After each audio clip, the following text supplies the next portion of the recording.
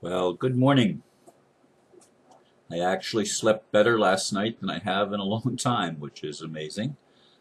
Um, Although I don't know exactly what time I went to bed. I think I went to bed fairly early, and I didn't wake up till 3 a.m. So that's more than usually I've been getting 3 hours or less sleep. But anyway, the title for this video is Saving My Home is My Highest Priority Right Now. They've been trying to take my home away from me since the month I moved in back in July 2005. For over 9 years I have held them off, and I remain here. Since November 2013, my daughter, son-in-law, and 3 grandchildren live with me. As I said in yesterday's video, this latest action is in violation of a settlement in the federal bankruptcy case filed by the original plaintiff, Dr. Mary's banker, who had to claim bankruptcy because of the legal bills. I expect to continue to hold them off, although living with the cloud over me all these years is very wearing on me. Indeed it is. Ever since I've lived here, there's been the threat that somebody is trying to steal my home, and they're working through the courts to do it. PNC Bank was not involved. Originally it was Harbor City Federal, and then National, I think it was called National City or something like that, National something. And then PNC bought them out. Now I understand that PNC actually bought out Briggs Bank in Washington, D.C., and that was the bank that all of the government deals were done through, and the CIA was connected to that bank. And so by proxy, perhaps PNC Bank is part of the CIA. Now, it is my intention to post some links and provide some links on my Facebook page and in YouTube so that people that want to write to the people that are trying to take my home, both at PNC and the attorney and the court, I have the name of the judge that will be hearing this on October 2nd. I will provide the contact information on a link on my webpage so that those that wish can contact these people. Now, the ambassador has tried with me to contact the PNC representative who's handling this matter, as well as the attorney. We have not been granted a conversation. We have left messages, and none of it is to any avail. The ambassador and the family will do all they can to help in this situation, but of course there are always limitations because they're not allowed to overstep the sovereign boundaries of another country, although they do have other aspects that they can approach it from. In any case, I'm going to be providing, as I said, the contact information so that any of you that wish to involve yourself and your friends, and maybe I should even do a petition, I don't know. I've never done one of those myself. I've signed many of them, but maybe I should even do a petition. That just comes to mind now. I didn't even think of that till just before I said it. In any case, this home was basically came to me through the trust of Dr. Mary Horgan. That's why I operated the Mary Horgan Center for Spiritual Development from the very first week of August 2005 and held meetings here right up until my family moved in last year, just a little bit before my family was getting ready to move in, and I had to prepare the house for their arrival. So all of those years I was holding meetings here every week. And I consider this like a church, although it was not registered as such. My initial intent before the lawsuit hit was to actually set up a nonprofit foundation, and I was working on that when the lawsuit hit and diverted my attention to warding off the wolves, so to speak, and keeping them from coming into my life. Now, Dr. Mary was my non-judgmental spiritual mom. She was the first woman minister in Brevard County. She came here from California in 1969, I believe, if my memory serves me correctly. And she opened up the first New Thought church in Brevard County, and I believe that's also true. She was not only the first lady minister, she was the first New Thought church, the Science of Mind Center, Chapel of Light, on Pineapple Ave in Melbourne, which she retired and sold the church in 1997.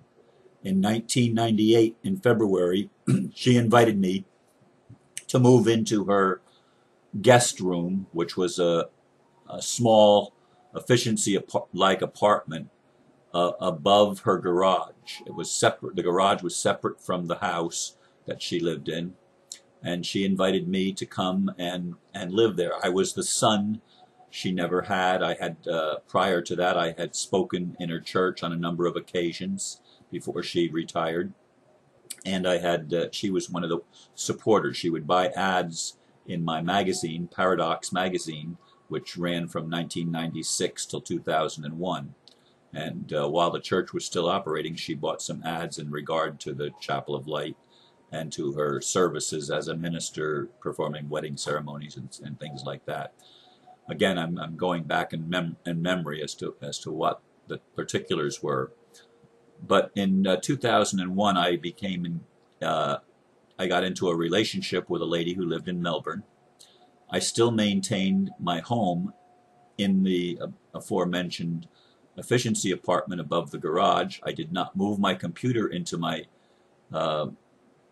lady friend's home, who became my fiance. And I would go back to my home to check on the computer and do my work day by day with the Metagroup's community calendar and other community work that I was heavily involved in, that I've been a volunteer for since 1998, really. That's when I started. Actually, when I started working with Dr. Mary, I started this expanded ministry of getting the word out for various metaphysical groups. That's hence meta groups is metaphysical groups, although I expanded it to include alternative healing, and anybody that doesn't even have to be metaphysical. Anybody that wants to post things in the community calendar has been able to do so. But I started not spending every night at my home. I was sleeping at my girlfriend's house, later my fiance's house. And during that time, Dr. Mary ran into her banker, who had retired, and she was concerned that I wasn't there at night and stuff like that, and she was up in age, and they convinced her that they would take care of her if she would sign over her property to them, which she did, and created a will in which they got everything with the exception of $500 for me and $5,000 for the Shriners Hospitals for Children. That was the will that they drew up, which I didn't know about till much later because I wasn't involved in Dr. Mary's finances. In any case, one day she came to me and she says, "Ron, I think I've made a terrible mistake.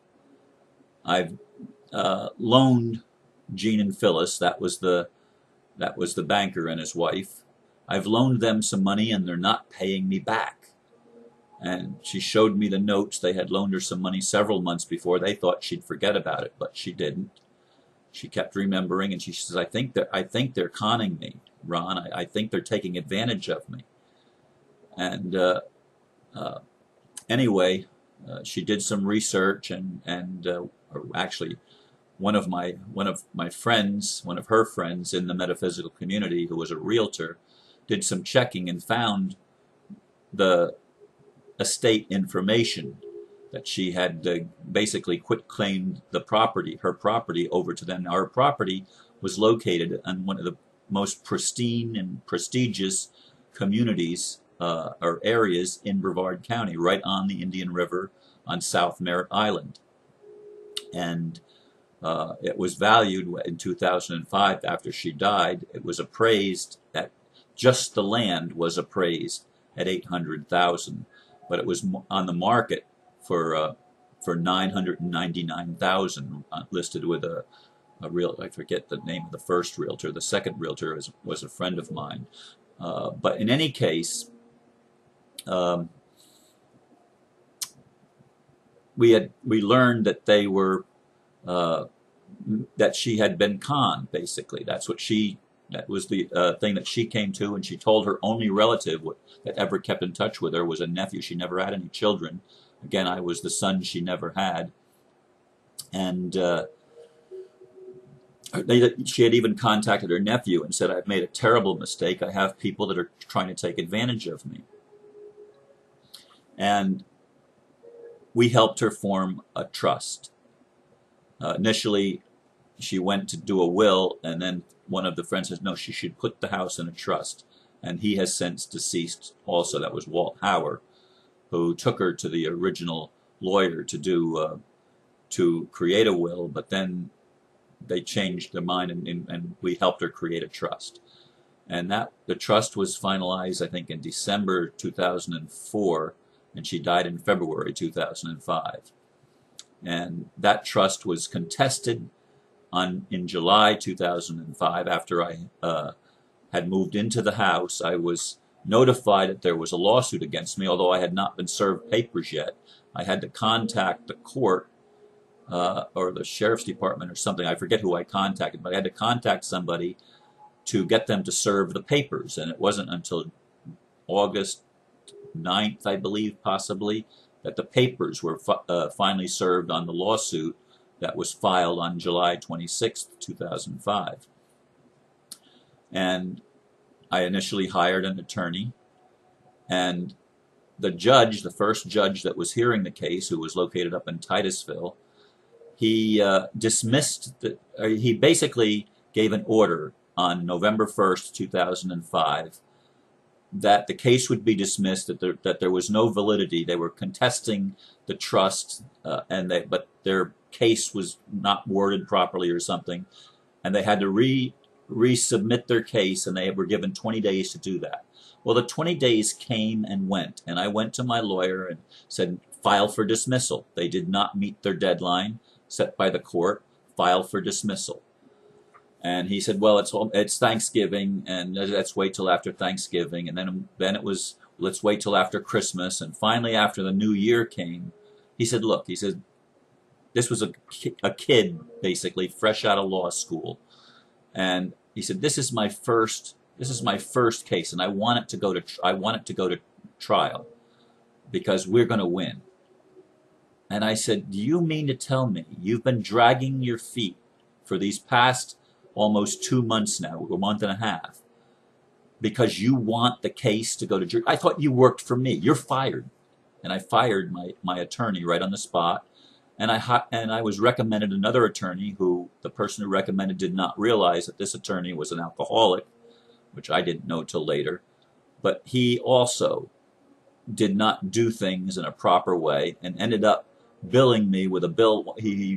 I drained all of the money that I had as liquid assets, and I was down to living on whatever happened to be able to come in. Very little donations and stuff like that.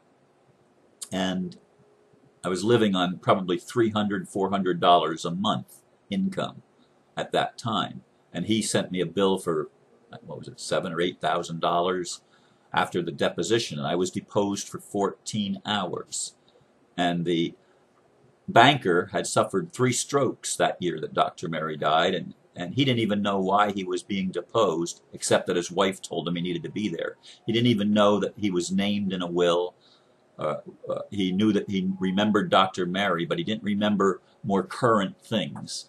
He was losing his mind, basically. But he and his wife had never gone to her church, and all of a sudden they had convinced her to quit claim the property over to him, and they were taken advantage of. And it was a good Jewish lawyer that finally broke that will, and we were going to file a trust with her, but then she decided that she wanted to use this non-lawyer services, which was next door to her hairdresser, that she had used at the church many times for legal documents and stuff like that. So that's who created the trust, not through an attorney, but through the non-lawyers company or whatever it was. They were paralegals that ran that office next door to her, as I said, her hairdresser. In any case, I've been living in this house ever since. There's a whole lot more to the story, and I see 15 minutes have gone by. But right now, my highest priority is saving the house. I have gone through appeals. I have gone through federal lawsuits on this matter. The courts are useless because they always end up siding with the bank. And that is the problem. Now, it was suggested that I have the FBI investigate because they did violate the settlement from a federal court. So that's something that I have to look into. It's also been suggested that I file another federal lawsuit, this time as a criminal lawsuit, against PNC Bank. These are options that I'm looking into, and I do not have enough funds to hire an attorney. I live on Social Security with very little donations, but my highest priority is continuing to minister to the world and create the videos from this location, and to have my family be here as a place of refuge until they can get on their feet financially. So once again, I'm asking for help in whatever way that anyone chooses to help me, whether it's legal advice or the name of people that might be other people that might be able to help me, or writing letters to the people. Again, I'm going to create and post a link before this day is over. I have another meeting with the Red Dragon later on today, and the ambassador, and some people around the world. That's going to be happening later on this morning. So I have a very busy day, and I'm going to go hear my son play tonight, but I do plan on getting that up at the latest within 24 hours or so. And I will post it on Facebook, and I will post it on the blurb of the next video, and maybe even add it to the blurb of this video once I get the information all posted, so that you can contact the people that are trying to commit this crime. Thank you for listening, and namaste.